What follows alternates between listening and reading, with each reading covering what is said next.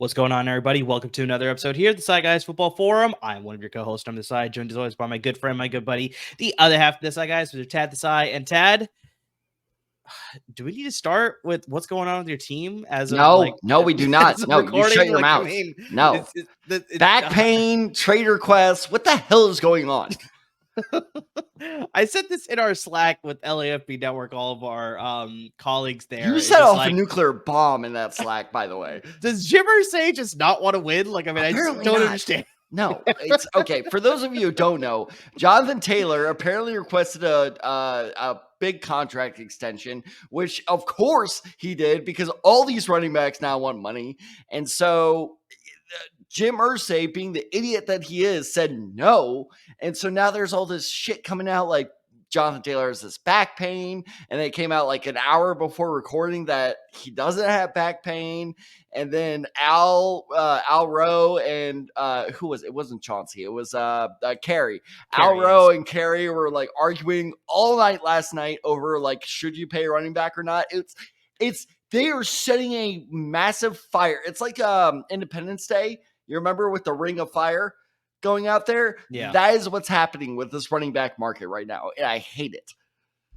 Yeah, I think also Why'd you bring that up? Now we're starting the episode with me in a bad mood now. I know. I'm sorry. But you have to step it back one step further for this situation too, because it was obviously the whole discussion about like, do running backs need to be signed and obviously to these big contracts or whatever. And then Jim Irsay said that's like, I think he made some comments about like the running back position overall. That quote was so weird. And then he said like these comments were not directed to Jonathan Taylor. And then he later said that's like if there's a possible contract extension, which then gets into everything that you said, where it's like we may not be offering Jonathan Taylor a contract extension. That's what led to the trade request. They said they're not going to be trading him. And that's just it led into now this snowball effect about just what's going to happen with Jonathan Taylor in Indianapolis. And so this sort of reminds people out there. Real quick, apologies. Okay. I thought that you were going to bring up another quote. Did you see the quote that I actually retweeted? I think I might have missed that one, yeah. All right, speaking of which, if you want to check out that quote, our socials are right there below on the ticker. He had this weird-ass quote, was like, if I'm dead in 2 years and Jonathan Taylor is still in the league in 2 years, no one's going to care. Wow. Okay, yeah, I missed that one. What the hell are you talking about, dude? It was he's so weird. Just sell the goddamn team already. God damn it. But like I said, I think this is sort of a reminder here, Tad, and we've talked about this before. We may have to talk about this in a future episode, but just this is why you don't hold fantasy drafts in July or June. You don't do it. You do it as late as you can. At all. I did not. Did anybody see this coming? This developed so rapidly over the course of like 3 days. So no, I feel like it's less than 3 days. I feel like it's less than 3 days. But yeah, you want to hold your drafts as late as you can so that you could sort of navigate through the, hurdles and the changing of how things are happening with the landscape and just like, avoid all the pitfalls and be sure that you're drafting the right team that, can succeed and not have to worry about controversies like this. So just a reminder, if you haven't drafted or set your draft date, do it later. Please do it later. Yeah. Or you will suffer the consequences like this.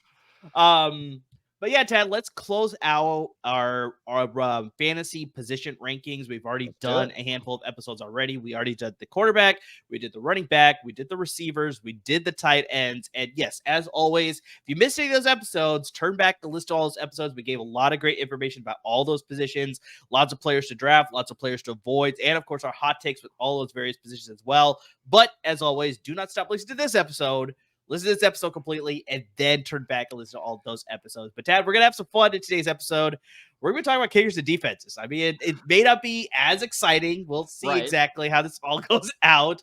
I know a lot of leagues, they want to, quote unquote, ban the kicker now. Like they're just not a huge fan of the kicker anymore. It's too funny you should say that. My league right now, we are in the process of voting on all the league changes, if there should be any. And that was one of the rules proposed. And I absolutely am against banning the kicker. Kicker is a great fantasy wild card. I love it. It is. It could, so, you can draft a great kicker like your Harrison Butkers or your Justin Tuckers, and they could get you 2 points. And all of a sudden, randomly Tennessee could show up and they could get the kicker for Tennessee could get you 18 points in a given week, and that will get you a win. Exactly. That's why it's a great wild card. It's because it's great when it happens for you, but it's terrible when it happens against you. It's like you actually hate it when it happens against you. I lost. This is an absolute true story. I swear to God, the Justin Tucker 60+ yard field goal in Detroit, I lost on that. Yep. That was the game decider, and that was amazing though. I loved it even though I lost, is because I was like, you know what? That was a historic field goal. I'm happy I lost on that. Why would people want to get rid of that? It makes no sense to me. I think because they don't like that wild card element. That's this position is good. I know. That's fantasy football. That's gambling. Get used to it, people.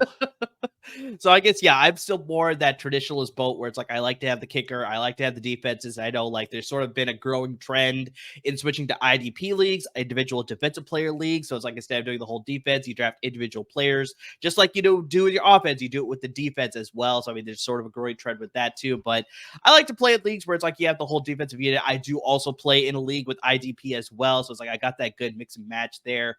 But just, we're going to be covering defenses. We're going to be covering kickers. So in case you're still playing in a more, like I said, quote unquote, traditional league, we got you covered with some of our best picks for both positions. It'll be a little bit different than our previous episodes. We don't have any hot takes for this one, unfortunately. I mean, Tad, unless you have one, spur of the moment once we get to a various position. We'll see exactly there. But we're also going to give you not exactly sleepers and busts, but just some kickers and defenses that we like and some kickers and defenses that we don't particularly like. So maybe those are ones that you want to avoid as your draft comes up here. So Tad, I mean, which direction should we go with? Should we start with the offense and go with kickers here, or do we go with the defense and start talking about defense? I mean, let's go with defense. Defense is more fun.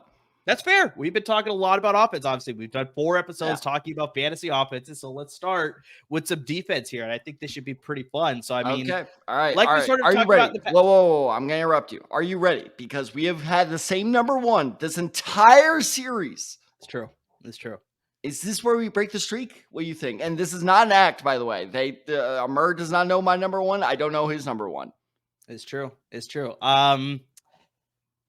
Part of me thinks that we may be different because the defenses is it's sort of give and take, just not consistently as far as how people view it, right? So subjective. So I mean, I think we'll be different here, but I mean, I'm curious to see exactly where it goes. But really quick before we get into that, I just want to say that usually, with your leagues, you usually save the kicker and the defense for usually your last 2 picks here. Yeah. But as we sort of get into these positions, as we dive into them, depending on the player or the defensive unit, we could justify that maybe you take one of these, a little bit earlier than you would than your last 2 rounds. So, I mean, but I will say, actually, I kept my number 1 defense I'm about to name. I kept them on a bye week. I actually dropped a receiver to keep this defense. A very rare move, granted, but if you keep listening, this is how we can find you that defense that is worth that sacrifice. Exactly. So that's once you're in season. But I'm talking about just as your draft, usually you save the kicker defense for your final 2 picks. That's what I'm saying though, is usually because people have the streaming option of okay, fine, I'll drop this defense at some point. But that is when you hit gold, is when you find the kicker or the defense when they're on their bye week that you don't want to drop. And last year was the first time that ever happened to me, where I was I'm not dropping this defense. Exactly. So we're going to get to defenses here first. And Tad, like we usually done, let's start with our rankings, which we'll be releasing a little bit later here on our social media handles, which you see coming down below. We'll plug them again, definitely at the end of the episode as well. But just with the defenses, we're going to start with our number 1 here. And we sort of talked about we may be differing here, but let's see exactly where we're going here as far as our number 1 rankings here. Are you ready? I think so. Is there a delay? I still think there is. Yeah, and there is no delay. This is the biggest American spirit. Whatever. No. All right, we're gonna do it. Okay. All right. 3, 2. This is our number one defense. 3. Are we saying both the city and the mascot? Or are we doing That's just a great question. That's a great question. Let's go city and mascot. Okay, so Let's the go full with that. team name. Yeah. Okay, No, that's an excellent Okay. question. Good job. All right. 3, 2, 1. San Francisco Dallas 49ers. Whoa! Yeah. Benedict Arnold again here. Okay. I'm surprised you picked them. I mean, Tad, the floor is yours. I'm going to pass it to you here first as to why you have San Francisco as number one. Like, man. I love to hear this. And I mean, I can't argue against San Francisco being number one. I have reasons as to why I have Dallas number one. But yeah, why don't you lay it out for it? Dude, I mean, you guys are bringing in one of the best defensive lines in the league. Well, offensive lines as well. But defensive line, especially with the addition of Javon Hargraves. I know that, Drake Jackson is a little bit of a question mark, but I still think that he'll be pretty solid. But Nick Bosa, Hargraves, on top of that, you look at the combo Dre Greenlaw and Fred Warner coming back. Like, those are going to get you picks. The defensive line is going to get you sacks. Like, there is I understand. I already know what you're going to say. I understand that the absence of D'Amico Ryans is a massive question mark here, but really the 49ers have the easiest job in the world where it's don't change anything. Don't change what D'Amico Ryans was doing. I don't know who your new defensive coordinator is, but like if that guy just does what D'Amico Ryans did last year, he'll be good because this, 49ers defense is already primed for success just by talent alone. And look, I have given their secondary a lot of trouble over the last 2 years, but they keep proving me wrong. So I am done doubting the 49ers secondary. And on top of that, they were the 3rd ranked defense in fantasy total points last year. So honestly, there's they really didn't lose anyone that big to really make me question, can they repeat that performance? And let's not forget, their division's very weak. They have Colt McCoy, assumingly, for 8 weeks. They have a very aging Matt Stafford and a Geno Smith, who I'm still not convinced can repeat his redemption tour. So with a weak division, with a strong defense that barely lost anyone, I'm a big believer in the 49ers being one of those defenses where you're like, you know what? This is a defense I want to hold on to. I'm not dropping them during their bye week. So I 100% agree with everything that you said. So I very much. So why are they your number one?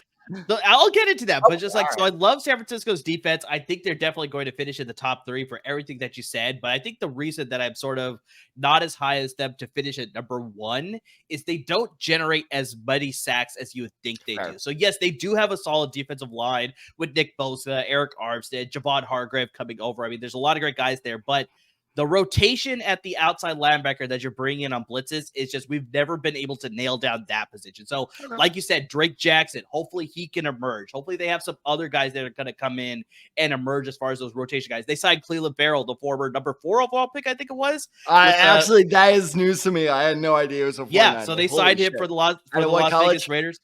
Clemson. Oh, that's an easy one. Come on. It's in the top 5. That's an easy one. All right, no, that was an easy one. So it's like you hope like he could be part of the rotation, obviously, and he could contribute to the pass rush too. So it's like I'm hoping that they sort of build up that rotation to generate more sacks. They were good, but like when you're looking at Philadelphia where they got like 70, and you look at Kansas City that I think got like 56 or whatever, the Niners are not in that range. But like you said, I think they finally have figured out their key to the secondary. So I think that's going to really help them. I don't know how they turnovers. It's so good because that secondary should not be nearly as good as they are, but they're really good. Charvarius Ward really made a huge difference coming over from Kansas City. Talanoa Hufanga made a huge leap last year. So he's a great solid. I wasn't. He's a great starter for him. They got Tashawn Gibson, a good veteran presence as well. So those guys are there. And then Diamador Lenore has always been hurt, but hopefully he's going to be able to stay healthy. He's going to be good opposite Charvarius Ward there. So overall, I love their unit. But here's a unit that I like just a little bit more. And surprisingly, it's one of their biggest rivals. Well, for a while. And I think they still are based on their recent playoff games. And that's the Dallas Cowboys. I need to put down my blinds real quick because this sniper, because I'm about to shit on the Cowboys defense, this sniper is about to come for me. So you go. I'm going to put down my blinds real quick. I think the biggest thing is like very similar to what you were saying, where it's like Dallas didn't have a lot of turnover on the defensive side of the ball. And then you look at the fact that Dan Quinn is still their defensive coordinator. I mean, just honestly, he has made this unit one of the best in the league. Like, I mean, yeah, you can say what you want about him being a head coach at Atlanta, but him being a defensive coordinator back during his time at Seattle as well, like, I mean, he is really good at being a coordinator. Maybe he's going to fall into the same line as like Norv Turner. Like, he was always sensational as an offensive coordinator, but just as a head coach, it's like, yeah, I don't know if he's maybe the same guy. So we'll see. I bet you Dan Quinn is going to get a lot more interest after this season as well, as far as head coaching opportunities, but just like him being in Dallas, like it's just so good how good that defense is. Back-to-back seasons, they finished in the top 5 when it comes to fantasy scoring. I mean, just this is a defense that, like we sort of talked about, where it's like you don't have to wait to your last 2 picks. Like, I mean, I can justify taking this defense, like maybe, you know, in your 4th to last round pick, your 3rd to last round pick. Like, I mean, this is a defense, like you were saying. Sorry. For people who were like, why was Tad making that face? I thought you were about to say 4th round. No. Holy shit. Dear Lord, no. 4th to last pick. 4th to last pick. Like I said, depending on your league settings, I don't know how many roster spots you have and how many rounds you have. So that's why I'm saying like 4th to last, 5th to last around there. Well, according to my crazy ass league mates, apparently we may have 5 flex spots now. So very interesting. So it's just like you were laying out, Tad, where it's like this is a defense, both San Francisco and Dallas as well, where it's like you draft them, and this is not a defense you want to drop at the bye week because somebody is going to stash them up, and you're going to lose them for the rest of the season. It's going to fuck you in the end. I've made that mistake. Do not make that mistake. So that's why I like Dallas just a little bit more because of the consistency, and the coordinator hasn't changed. Like so just to help you out, Steve Wilkes is now the defensive coordinator in San Francisco. I think Steve Wilkes, really? Yes. Yeah, he is now the defense coordinator in San Francisco. So I like him to sort of bring his own spin on the defense as well. But like you said, I don't think there's going to be much change. But like I said, what worries me is just how much sacks are they going to get there. I think they'll still get good turnovers, but the way that Dallas is able to generate sacks and turnovers, I just trust them a little bit more. So that's why I'm liking them at number 1. It's funny you bring up trust, because let me bring up 2 names for you. Okay. 1, who was the Dallas sack leader last year? Micah Parsons. Exactly right. Good job. Very impressed. Here's wow. Here's the problem. Micah Parsons, what college?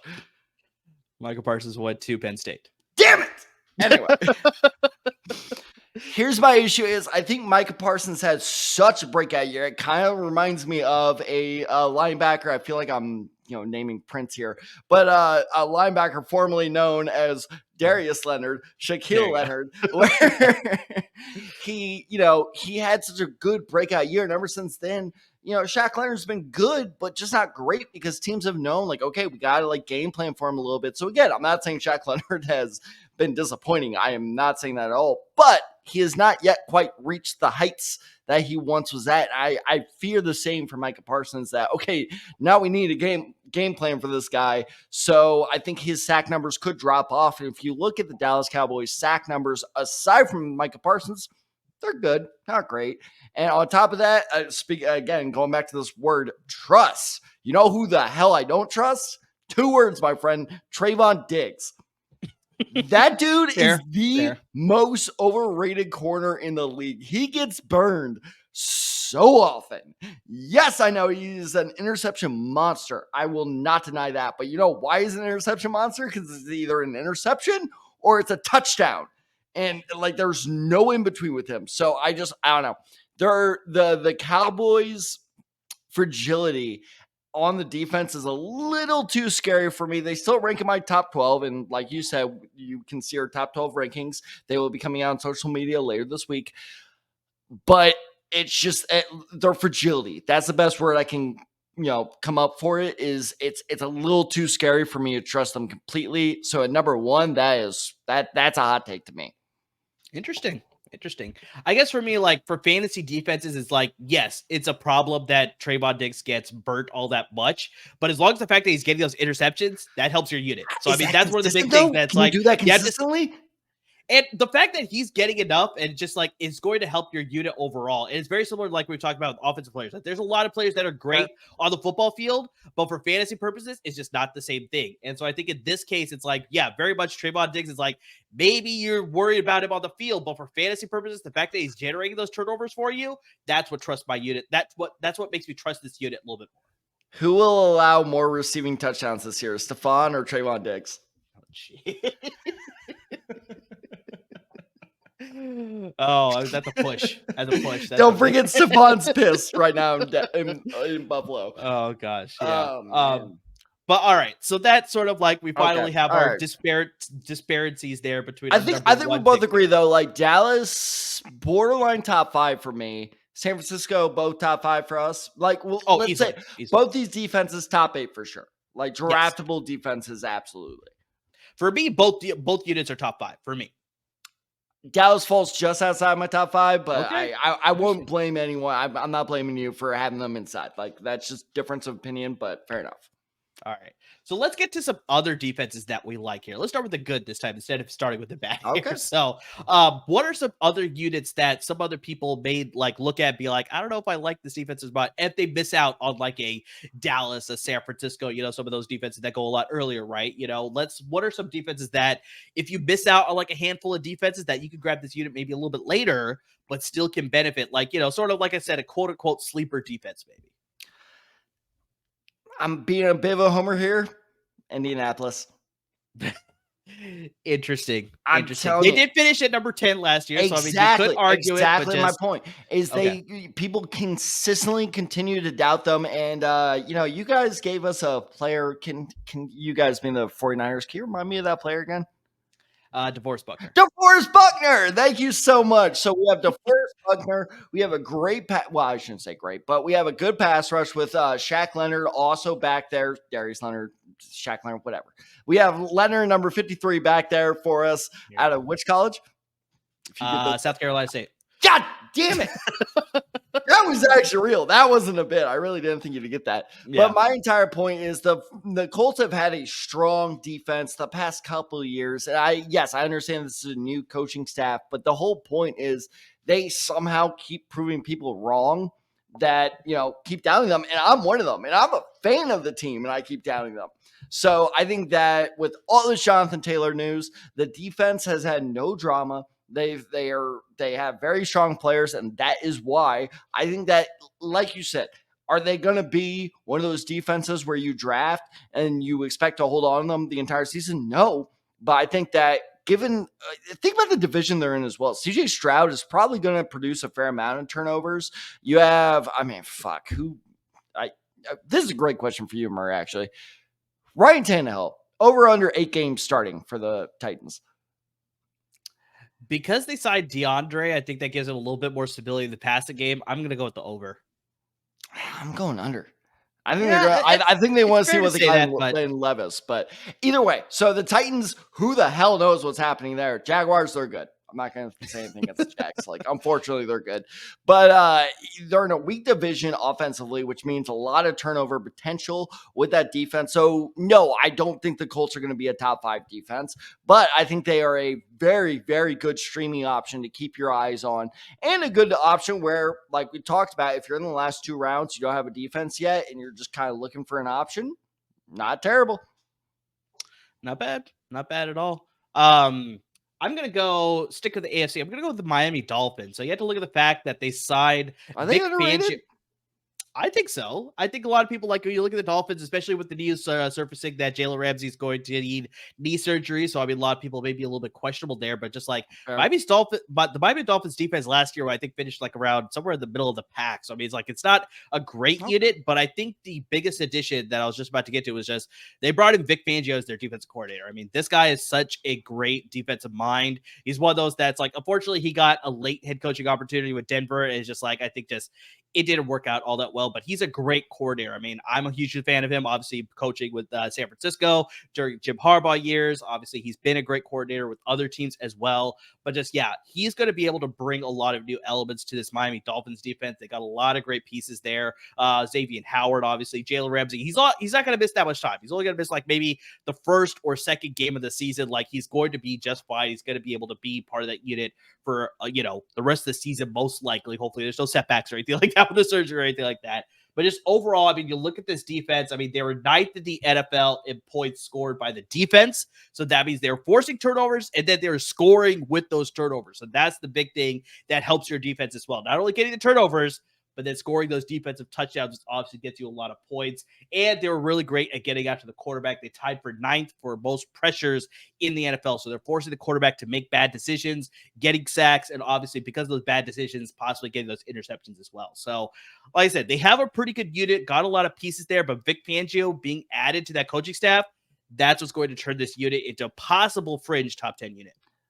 Amir, I will give you $5 right now if you can tell me who the starting quarterback was for the Miami Dolphins in their playoff game.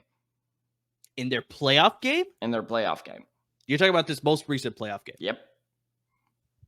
Wow. Okay. That's a good one. Was it Matt Moore? No, it was not Matt Moore. Okay.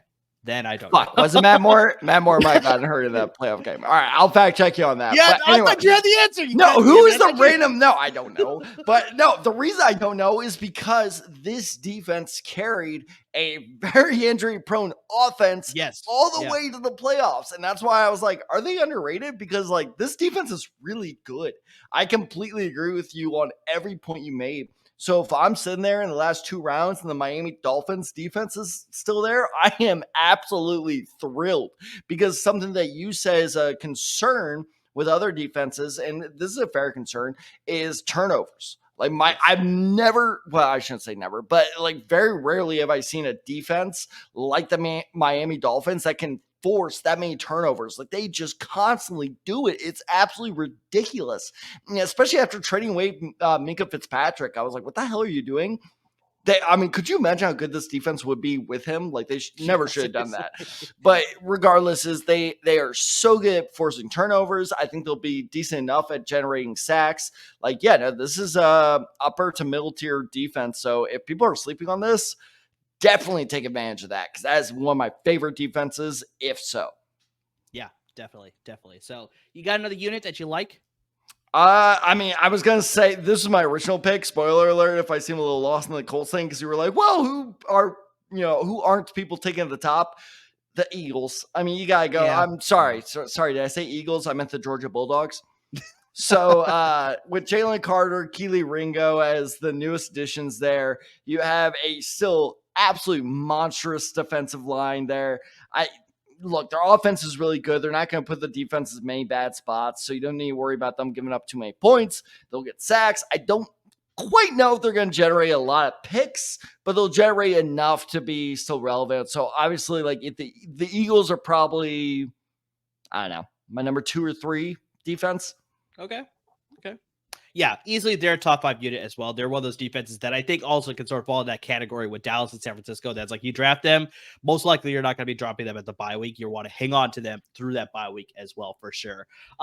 I know they got 70 sacks last year. I think that number is going to drop down a little bit, but there's still a unit that's going to get after the quarterback and force a lot of bad decisions by that quarterback, which will then possibly, like I said, lead to interceptions, possibly to then force those turnovers, and obviously keep opponents from scoring a bunch of points, which also helps your unit as well as total yards. So yeah, I very much like the Philly defense as well. But I'm going to give you another more underrated defense. I think this was a little bit more than Miami, I'd like to say. And I've kind of been singing his praises like pretty much all offseason long, Tad, and that is defensive coordinator Ejiro Evero, and who is now with the Carolina Panthers. You know, I'm not trying that name. Of course you're not. But I was a huge fan of his in Denver. I think he was not the reason, like I've said this so many times before, he was not the reason Denver was bad. It was the offense. Like, I mean, Ejiro Evero was doing the best that he could with his defense, and now he comes to Carolina. He's got a lot of great young talent that I think this could be one of those sleeper streaming options or a unit that you pick up like maybe midway through the season, and they will carry you towards the playoffs and help you during the fantasy playoffs as well. Because I mean, you look at the talent that they have up front, Tad. Derek Brown on the defensive line, Yetur Gross-Matos at the outside linebacker, Shaq Thompson at the linebacker position, and of course, they had the extension for Brian Bird. So I mean, he's under contract. He's just great at getting after the quarterback too. They signed Von Bell away from Cincinnati, so they added some veteran experience. They signed some veteran experience to that secondary. They have honestly, Tad, maybe one of the more underrated secondaries in the NFL, because they have Bell now at the safety position. They have J.C. Horn at corner. They have Jeremy Chin at the nickel corner. They have Dante Jackson at the opposite corner. Please do not bring up Jeremy Chin on this podcast. I doubted him once on this podcast. My God, the hate mail I got. And then they have Xavier Woods at the other safety position. So, I mean, they have a pretty strong secondary unit right there, right? So, I mean, just like you look at what Ejiro Evero was able to do last season in Denver. They had the 8th fewest total yards allowed in the league, and they tied for 14th in fewest total points allowed. Now, if you can imagine if their offense was just a little bit better, I bet you those numbers would be a lot higher. And I think, just like I said, it speaks to the fact that Ejiro Evero was able to do so much with that unit and sort of help that team stay in games. But unfortunately, it's just like Russell Wilson, Nathaniel Hackett. I mean, the less we speak about that offense is probably all the better. Let's move on from there. But I really like Ejiro Evero to do really well here in Carolina with all the talent that he has there. And also, you have to look at the fact that they allowed the 10th fewest rushing yards in the league as well. So you look at that division where it's like Bijan Robinson is in that division now. You look at, New Orleans Saints with Alvin Kamara, Kendre Miller, Jamal Williams, and then obviously you look at Tampa Bay with Rachaad White is hopefully going to be emerging talent. They should be able to shut down all those guys, hopefully, and be really good. So, like I said, a sleeper unit to keep an eye on. You may not draft them, but just like, once again, on the radar, on the waiver list, Carolina could be a name that you want to keep your eye on. And what's the one thing I keep bringing up as well is turnover-prone divisions. Like the Buccaneers, let's assume Baker Mayfield's going to get that starting job. I think that's the safe assumption here. It's looking that way, yeah. Yeah, so, Baker Mayfield's pretty turnover-prone. Derek Carr was, ushered out at Las Vegas because he turns it over a lot. So, yes, this is a very turnover-prone division as well. So, I mean, like you said, like there was a lot of good names there, and we've talked about this on the podcast plenty of times. Carolina is not laying down and being like, let's do a rebuild. Is the signings of Adam Thielen, DJ Chark, Hayden Hurst, Miles Sanders. Like, all these signings are signs that, like, no, we want to compete right away. And honest to God, if you ask me, I'd probably rate Carolina as my favorite to win this division right now. I've already said it before, and I'm going to stick with it. I think Carolina's going to win the division. We need to look up the odds on that. That'll be very, very interesting. We will, and that's probably a future episode. We'll get some more season odds for sure. All right, real quick. So I did look it up while you were talking. Speaking of turnovers, do you want to know the name of the quarterback who started the Dolphins-Bills playoff game? Well, yeah, because that's the whole reason why we sort of started at that question there. Skylar Thompson. That's who. Do you know what college he came out of? Skylar Thompson. I want to say it was Northwestern, I think. Yes.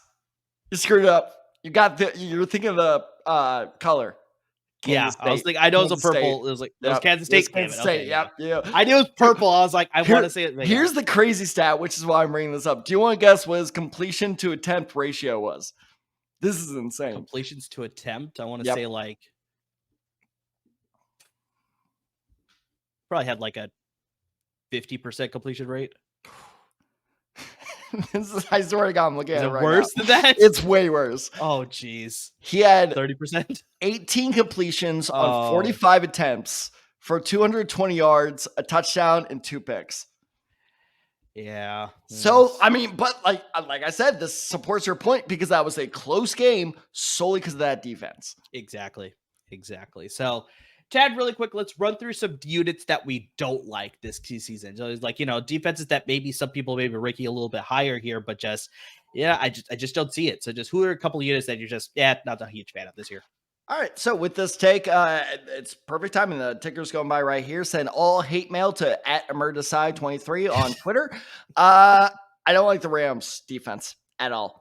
Outside of Aaron Donald, there's nothing that is even slightly enticing about this defense. I don't think they're going to be toasted, but I just don't. I see them as being the typical defense that's going to give you a point or two per game and just kind of be the very definition of middling. And Amir, I will challenge you here. Name one player on the Rams defense other than Aaron Donald. Ernest Jones. Let me look it up real quick. Of course, you have to look it up. I was on the Skylar Thompson thing. You gotta give me some time. I know. So you gotta look up the next one. But my entire point is the fact that that's even a question is Yeah. troublesome. Is like they've look. I'm not saying they did the wrong move. You got to clean house. They sold everything to get that championship. You got the championship. Good for you. Now you're paying your dividends for it. So that's my entire point. Is it's just Ernest Jones. God damn it, you're right. Yes. Good call. But my entire point is that, like, all right, fine. Name Ernest Jones. Is Ernest Jones going to be an all-star for them? Based on this year, probably. Really? Probably.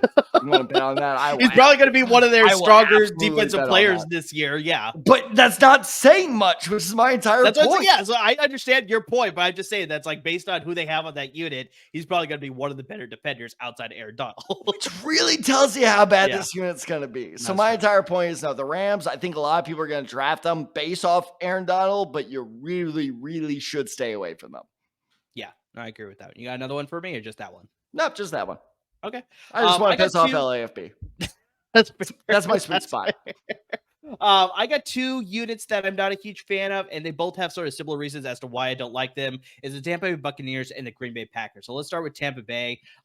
This offense just worries me. I think that's the big thing. I like their defensive unit, but the offense worries me more. Where it's like with Baker Mayfield, possibly Kyle Trask, it's just like this offense and their conservative approach. I don't know how much they're going to be able to score, and that will lead to the defense being on the field longer. And we've talked about this before. If your defense is on the field longer, they can hold as much as they can, but maybe they'll eventually get to a fatigue state, and then they'll start letting up yards, letting up touchdowns, letting up points, that sort of thing. So that's what worries me about Tampa Bay. But yes, I do like their unit, but it just worries me as far as trusting them week in and week out because of the offense. So it's like it's a question mark. If the offense ends up doing well and Rachaad White ends up emerging as a good running back, and Baker Mayfield is that Baker Mayfield that we saw in Los Angeles with the Rams towards the end of the season. That drive was so cool. I will never get over that drive.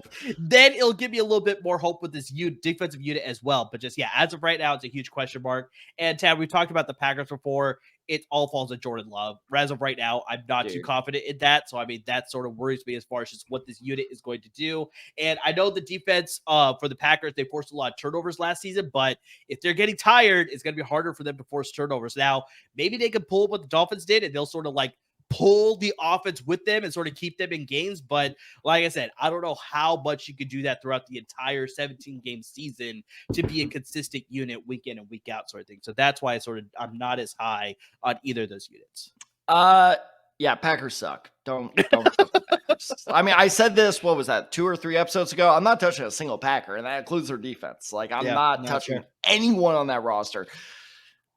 God, it hurts because I completely agree with everything you said. Like Devin White, Levante David, Shaq Barrett.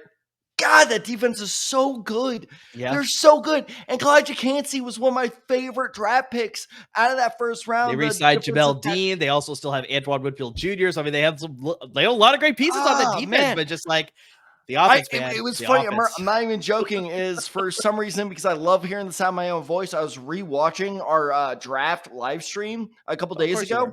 Of course I was. And do you want to hear a great, well, I won't say great, but a hilarious hot take from Al Rowe? Okay. I think it was, the Raiders, the Falcons were on the clock, and we, did the good host thing, and we kicked it to Al, like, who should they take here? And Al goes, the kid out of Pitt. And you and I both looked at him like, Cansey? In the top 10, like we were dumbstruck, but like still the fact that the Buccaneers got him, I believe at 19 or 20 is such a great pick there. So like their unit, I love, your phrasing, their unit is so good. They have such a great defensive, get up, but I hate to agree with you, but you're so right. That offense is going to totally fuck them over. Yeah. And that sucks because like, honest to God, if that offense still had Brady, and look, I will stand by this. Tom Brady is not the best quarterback of all time. I will stand by that take. But if that offense still had Brady, that defense may be my number 1 overall ranked defense. It could be. You have to put it up there for sure. But yeah, I think just with the changes in the offense, the change of the offensive coaching staff as well, that worries me a lot more as far as how much I can trust this defensive unit for sure. That's such a great point. God, that sucks. I really hate that. That legitimately physically like pains me to like, because that's why Devin White wanted out. Is because he saw this coming, and he's absolutely right. But starting to go down the hill. They were ascending up the hill. They reached the pinnacle as well. They were able to stay up there for a bit, but now they're going downhill. They beat Patrick Mahomes. It's the same unit that beat Patrick Mahomes. Exactly. Mm-hmm. By the way, real quick sidebar. Speaking of Mahomes, have you seen Quarterback on Netflix? I have not yet, but I've heard a lot of good things about it. No, really? I like it. No, I like it. It's just like it's fine. It's not bad. It's just like really. The quarterback, goes to the office, first in, first out, or first in, last out. Really, no shit, Sherlock. Like it's just, I don't know. Yeah, that's fair. All right, Ted. So let's get to the special teams here. Like, I mean, we don't obviously talk about offense, talk about defense, but let's get to the kickers here. And I think here we may have a little bit more of a consensus as far as our number one for the kicker position here. You want to do your thing, but I don't think it's going to. It's not going to work. But this is our last chance. This is our last chance. We need to nail this. Not going to work. It's going to work. Okay, if you say so. All right. Are you ready? Yeah. Anticipate the delay. I think that's where we're making a mistake. All right, I'll try. Anticipate the delay. Are you ready? I'll try. Okay. All right. 3, 2, 1. Justin Tucker. God fucking.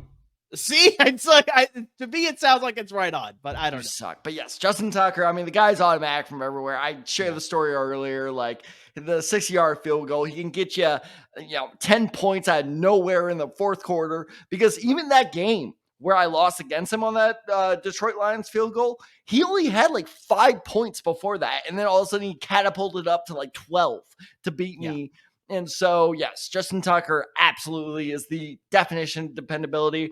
I'm interested to hear your thoughts on this. Justin Tucker, Hall of Famer, yes or no?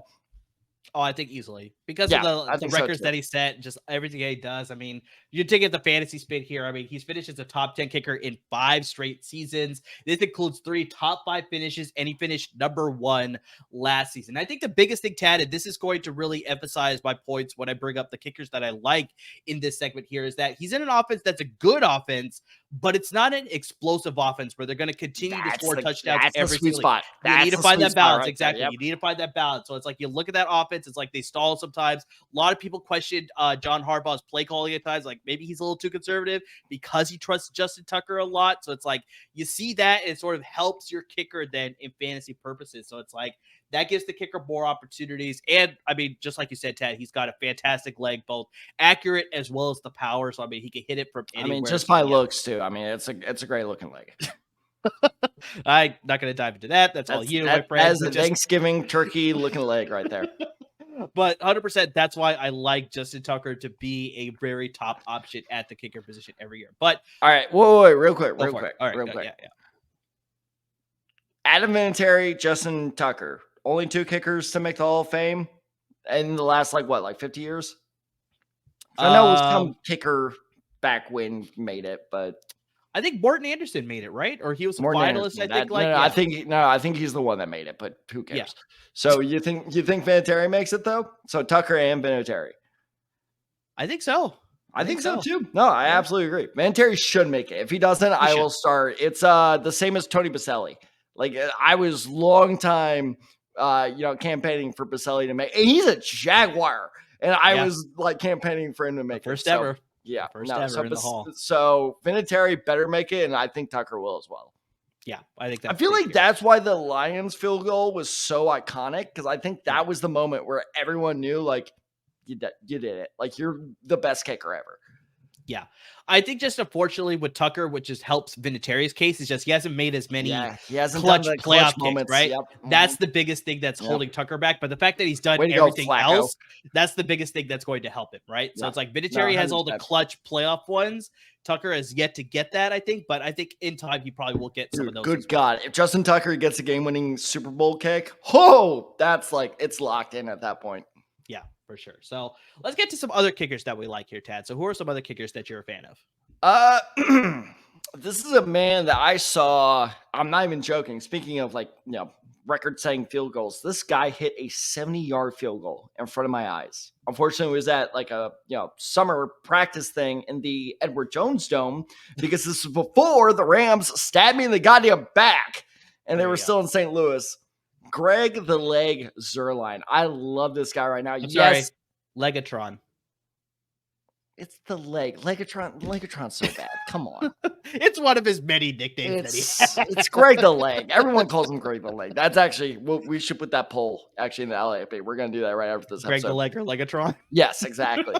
Either way, Legatron or Greg the Leg, who gives a shit? He's awesome. He is like on the opposite end of 30, so I think a lot of people are sleeping on him. But he has shown no signs of, like losing his touch at all. And I mean, who's his quarterback now? It's Aaron Rodgers. So I think that this offense is going to be much more productive. It does worry me a bit, as people, longtime listeners to this podcast know, I do tend to focus on the indoor kickers just because, eliminate all the, wild factors. But even as an outdoor kicker, I think that Greg Zuerlein is going to be one of those kickers that starts slipping down the, draft order a bit that still could benefit you pretty well. Yeah, I like Zuerlein. It's more of just the location that he's in, right? He's with the New York Jets. They're going to have opportunities to score. And I think they may be a little bit rusty right at the gate as far as building up that chemistry and actual game action. So that'll give him a lot of opportunities to start. But just, he's going to be a good kicker to target for sure. But you got another kicker for me? Young Ho Koo. Am I saying that right? Young Wei Koo. Oh, fucking Korean. balls. Yeah, so Young Wei Koo. Yeah, no, I wasn't doing that right. But anyway, exactly like what you just mentioned was, I think that, the Falcons offense is going to be one of those. By the way, my friends have been screaming at me for the past week about my Bijan Robinson take. I have not gotten a break from it. But anyways, I will stand by it because I think that this offense is not going to function properly. I don't trust Arthur Smith at all. I think he's a bad coach. And I think, but like we've talked about, is I think this offense is good enough to get to the 40 and then crap out, which means great opportunities for the kicker. So Koo, I'm not going to try his first name. Young Wei. There you go. Young Wei. Koo. I'm so sorry. I did not do that on purpose. I swear to God. I really am.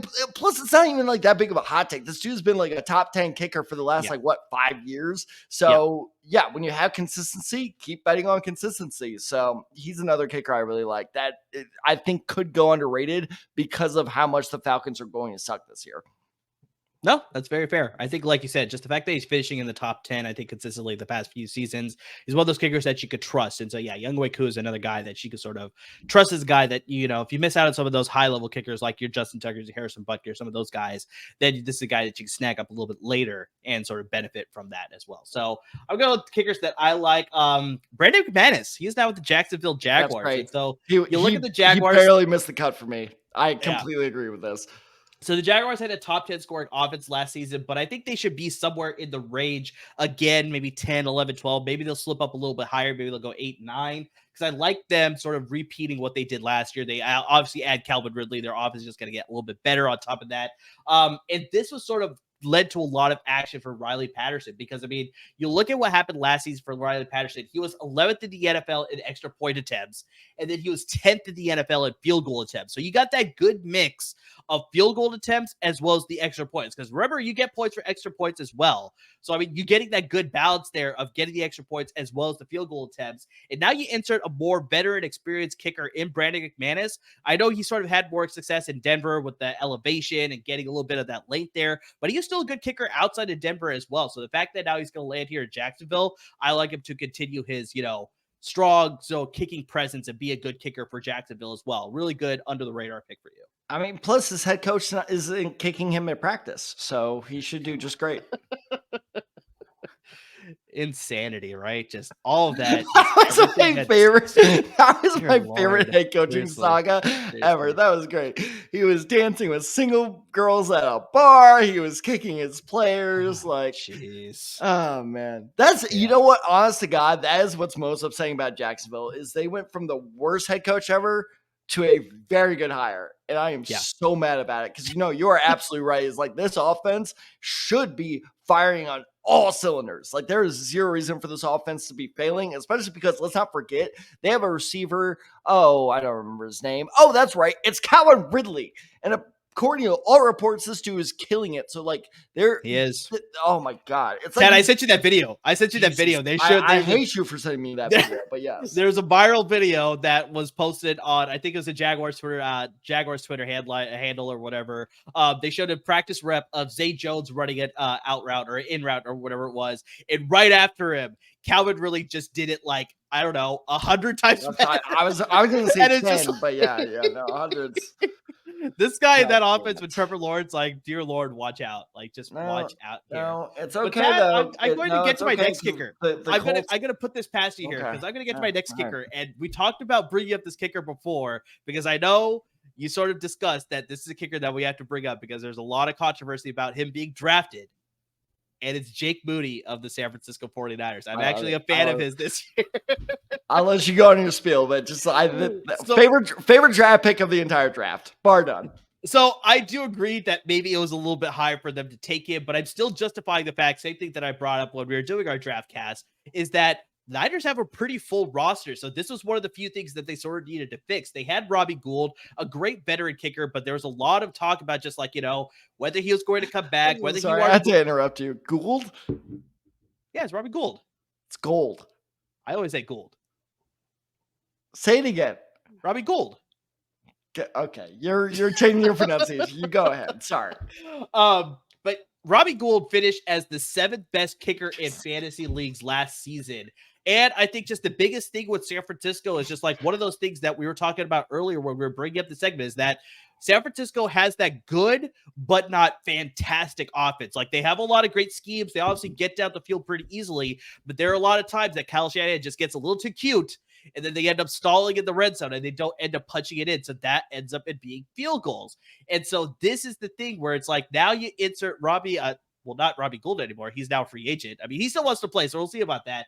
But Jake Moody now coming in from Michigan. He's got that strong leg. He's got the accuracy. He's all the talk about in training camp. I mean, I think they have to obviously talk about it, him being a 3rd-round pick and him being a rookie, obviously. But like just from what I've seen and what I keep hearing is that this guy is really holding up to that sort of 3rd-round pedigree. We'll see what happens, obviously, once we get into the season. But just I like that all the opportunities that Robbie Gould was getting, now it's all going to fall on Moody. And I think very much like we talked about with John Harbaugh, where it's like, in case there's going to be situations where Kyle Shanahan may get a little bit more conservative because of like, time management or close to the end of the quarter or what have you. Now you have a guy that's got a power leg in Jake Moody that you could trust. And so it's like, I like him to sort of be one of those under the radar kickers that maybe not a lot of people will be thinking about, but I think can really benefit from this offense. I'll share a very quick story. Okay. So I'm in Phoenix last January at the Fiesta Bowl, Michigan versus TCU. TCU has not blown because we didn't give it up, but TCU is very close to blowing about a 20-point lead. It's a 1-score game. There's a minute left, and I swear to God, I was sick to my stomach on the final drive of the game because Michigan was driving with 0 touchdowns or 0 timeouts, excuse me, and they were on about the 50-yard line, and I knew they just got those 10 yards. Moody was a weapon to like beat us being TCU and like completing the upset. It wasn't even an upset, but completing the comeback, I should say. Comeback, there you go. And like that, it scared, like Moody scared the shit out of me. And luckily, JJ McCarthy fumbled the snap. We got the ball, so Moody never got a shot. But that tells you what a good kicker he is that I didn't even want to give him a shot. I didn't want to give him the opportunity to beat my school. And luckily, we went on to a national championship that we absolutely dominated. It's just history there. But shut up. Do you remember the final score on that? Should I remember the final score at that? I believe feel like that's one of those ones that it's like, the further it is away from my mind, it's probably all the better. I believe it was 65-10. But anyway, dear Lord. Oh, it's so bad. That was rough. But anyway, so no, Jake Moody is a very good kicker. I actually totally agree with everything you said. I think that he could really fly under the radar, especially because rookie kickers tend to go undrafted a lot in these. And so just by the mere fact that he's a rookie shouldn't mean that he goes undrafted. I mean, we were talking about him a lot during our draft coverage. And by the way, if you want to know about some of our other favorite draft prospects, go way back. And listen, we've been covering the draft since January. But he was at what was the East-West Shrine Bowl game? Is that where he was the MVP? So, I mean, he's been a favorite pick of ours for a while. So 100%. No, love him as a kind of sleeper candidate there. So let's get to the opposite side here. Let's get to some kickers that we're just not as huge fan of this year. So who do you not like as much this year? Well, Lutz. Yeah, safe to say. Yeah, no, exactly. I said it bored because he's a boring kicker. Like, it's just like I like Derek Carr as a person, but for some reason or another, I really think the Saints offense is going to falter this year. I'm not a big believer in the Saints offense. I think Olave is going to be fine. I think he's going to be overdrafted. Michael Thomas, will maybe play 2 games this year. Lucky. Yeah, Kamara, we've talked about this in the past, on the podcast, is Kamara, even when he's healthy and even when he's playing, has not been nearly as effective on a consistent basis. So I just think this whole Saints offense is just going to be much more staggered, I think is the word I'd use, staggered, than people expect. So it's not like what I said with the Falcons, where, hey, the Falcons can get to the 40, and then they're not going to get any further. I don't even think the Saints can get to the 40. So it's just one of those things where Will Lutz, look, he's got a hell of a leg on him. It's nothing against him. Like, I've seen him hit 50, 60 yarders, but I don't think he's going to get the opportunity to do so. So now Lutz is undraftable, in my opinion. I'm not even touching him. All right. Fair. Anybody else you're not a huge fan of this year? Rodrigo Blankenship. Let's see if he I don't wins even that know job. if he's on a roster. He's on the Tampa Bay roster. I was actually just about to say, really? Let's see if he wins that job in Tampa Bay. Yeah, that'll be interesting to see. But yeah, he is in Tampa Bay currently. But no, I no longer respect the specs. There you go. So I'm going to give you 2 kickers that I'm like. One maybe a little bit of a surprising name. I'm going to go with Daniel Carlson of the Las Vegas Raiders. Yeah. And so the interesting thing here is that he finished first last season as far as kickers are concerned in fantasy leagues. He finished second last season. I think just once again, the thing that worries me, very similar to how you feel about New Orleans, is just I don't know how this Raiders offense is going to look with Jimmy Garoppolo now under center. Is he going to be able to develop that connection with Devontae Adams? You know Garoppolo better than me, so. Yeah, and so it's like I do like him, but just like his conservativeness in the offense, that's worries me a little bit. Just, Josh Jacobs finished as the number 1 fantasy running back last year, but all this talk about running backs is just like, is that going to play into the season, and that's going to affect things as far as like his level of play, and like maybe he'll decide to like hold out or things like that. Like, I mean, that's a possibility. We really don't know as of right now, but just like I feel like this offense is just not going to be clicking on all levels that Josh McDaniels would want to hope for, and so I think like they're going to be good at times, but that's just going to force Daniel Carlson to just, like you said, very similar to Lawrence, where it's like, I don't know if they'll consistently get past the 40 to get in that range for him to get it. It's going to be like the LSU Alabama national championship where a team didn't cross the 50 until the 4th quarter. Yeah, exactly. So I can see something very similar thing here happening where it's like, he'll get some opportunities, but not enough to justify like him going as like, I think I'm seeing a lot of, rankings here, like him as going the 2nd or 3rd kicker off the board. And so it's I was going to guess 3rd. So. Yeah, so it's like I can understand that based off his past performances, but just like I said, for me, in my opinion, I'm not as a huge fan of this Raiders offense this year, so that just worries me about Carlson. Okay, you saved yourself because I was about to like let loose on you and be like, are you insane? Because I've done the same thing the last 2 years where I doubt Carlson, and every year I'm like, no, Carlson's not shit, like blah, blah, blah. And then he always proves me wrong. So this is the first year where I was like, okay, fine, dude, you're one of the top kickers. It's where he's being drafted. I agree. Yeah. I think he'll be a top 8 kicker. Yeah. But I don't think he'll be a top 4 kicker. And he's definitely going to be drafted as one. So I think that's a very, very good point. Because I'm right there with you. As I think Vegas is going to be a fine team, especially because again, you got to remember I've said on the opposite end of like, hey, look at these, talking about the defenses of like, look at these divisions. They're, turnover heavy. That division is very, very tough. That's 100%. Probably the best division in football right now. So it's like, I don't really know how many scoring opportunities you're going to get. So, Daniel Carlson, you take him as a 6 or 7 number kicker, 100%. But I think a lot of people are taking him a lot higher than that. Definitely. The other kicker I want to bring up, surprisingly, is Jake Elliott of the Philadelphia Eagles. And we talked about this. We talked about this to begin the segment. You want that offense that is good, but not explosive. And what was Philadelphia's offense last year? They were very explosive. They were punching it in consistently. So goddamn quarterback sneak. Exactly. I hate that so much.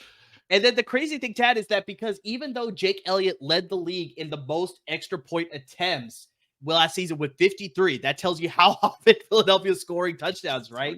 That total becomes 53 points for you, which is great. But this is the problem. He only had 23 field goal attempts, which was the second fewest field goal attempts in the NFL. So that just tells you that this guy is not. He can't keep getting away with this.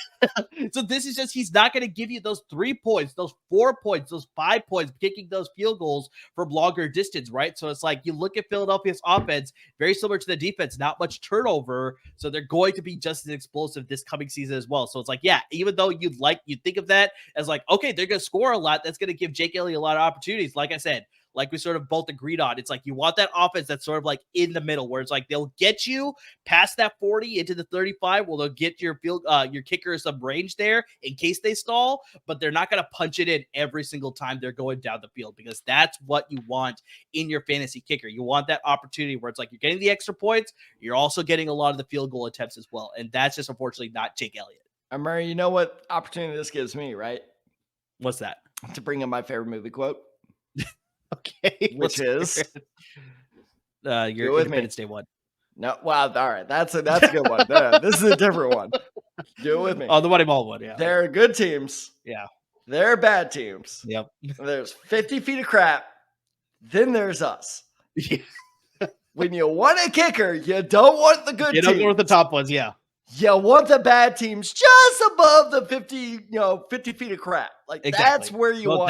That's your range right there. And that's such a great point, is because it was this. It's almost the same thing as I was a Miles Sanders fantasy manager last year, and I was watching Red Zone. It was so frustrating every time watching Jalen Hurts punch it in instead of giving it to Miles Sanders. It's the same thing with the kicker, because every time he punches it in, like you said, it's 1 point versus 3 points. Exactly. So exact same thing. Like you're right. Jake Elliott is a great kicker. Nothing against him, like in tool wise or physical wise, but in terms of opportunity wise, not sure if he's going to be that valuable.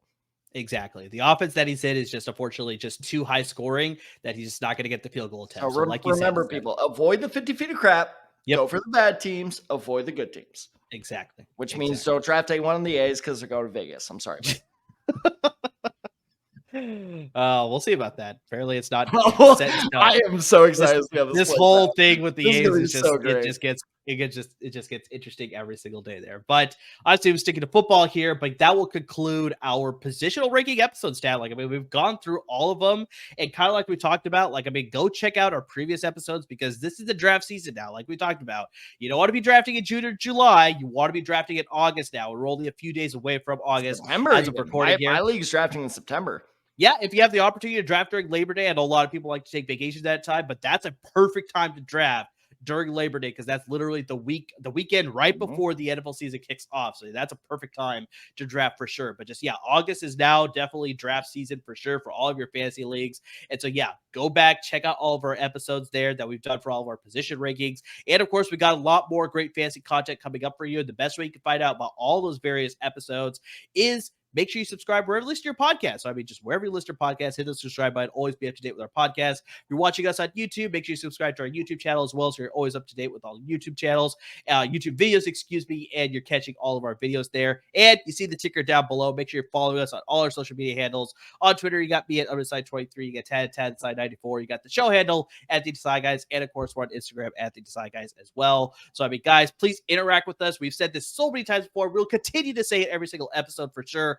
We want to help you win your league. So, I mean, make sure you're interacting with us, whether you need draft advice, whether you need trade advice, whether you need waiver advice. I mean, just whatever sort of advice you need for your league, we will help you out. Tad plays in auction leagues. I play in IDP leagues. So, I mean, whatever league you're in, we have some advice for you because we've played in that. I have never heard of a vampire league before Murr was like, yeah, no, that's a thing. I was like, the hell is a vampire league? Like, we've got you covered. Yes. Trust me. Best ball, redraft, dynasty. I mean, you name it, we got you covered. Just don't be afraid to hit us up on our social media handles. We will 100% give you the best advice that we can. Because like I said, we want you winning titles. We want you winning championship belts. We want you winning rings, trophies, what have you. Biggest thing, we want you winning championships. But guys, to everybody who is watching, who's listening, who's interacting, I mean, just supporting us in any way that you can, we really just can't thank you enough. And we don't only want you winning rings, trophies, such and such, but we want to interact with you as well. So if you have questions, if you have concerns, or I think this trade will be good for my team. What do you think? Hit us up on YouTube, hit us up on Twitter, hit us up on Instagram. We will interact with you in any way possible. We want to help you, like Amir said. So, guys, without you, there is no us. So please hit us up. Let us help you. We are just, like a week away from the first preseason game. Like, we are back in the swing of things. So please hit us up as this fantasy season progresses. There are going to be injuries. There are going to be mysterious back pains. There are going to be sudden trade requests. Why do I do this to myself? You invited it on yourself towards the end here. I'm so miserable. I hate life. But anyway, should your star running back all of a sudden request a trade off your team, we are here to help you. So please let us do that by hitting us up on the socials below, or hitting us up on YouTube. And you can also listen to all of our episodes on Spotify, Apple Podcasts, and wherever else you listen to your favorite podcasts. Thank you so much for listening, everyone. And as always, stay safe.